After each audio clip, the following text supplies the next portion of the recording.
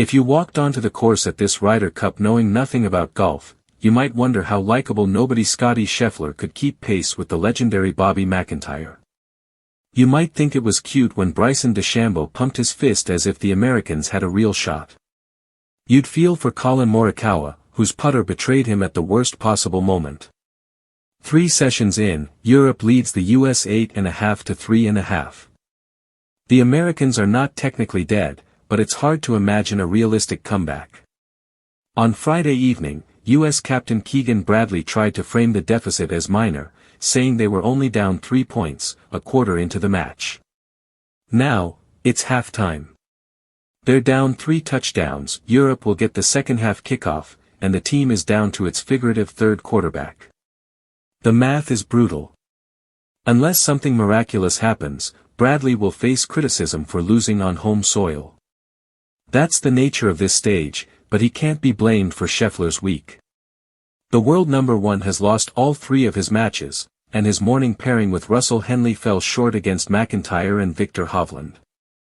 Scheffler hit putts 20 feet away when 5 would have sufficed, and on the 18th, he left a crucial fairway shot short and in the rough.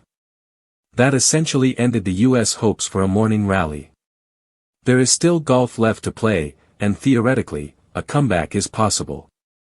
But after watching McIlroy, Fleetwood, and Rahm dominate, believing in a US surge requires a leap of faith. To have a real shot, the Americans would need to capture 11 of the 16 remaining points. Even sweeping McIlroy, Fleetwood, and Rahm in 4 balls and singles leaves them needing a near-perfect record in all other matches. Given how the teams have performed, that's a monumental ask. Europe brought experience, talent, and momentum. If someone had told you before the event that Scheffler would start 0 for 3, you likely wouldn't have bet on the US being competitive. Bradley made strategic choices, like sitting rookie Ben Griffin for both sessions Saturday, perhaps with a long-term plan in mind. But in the end, it may not matter. The Americans need 3 points Saturday afternoon just to give themselves a glimmer of hope Sunday. Ryder Cup history is full of incredible comebacks, but considering the current scoreboard and the depth of Europe's roster, a US victory would be more shocking than nearly any turnaround we've seen before.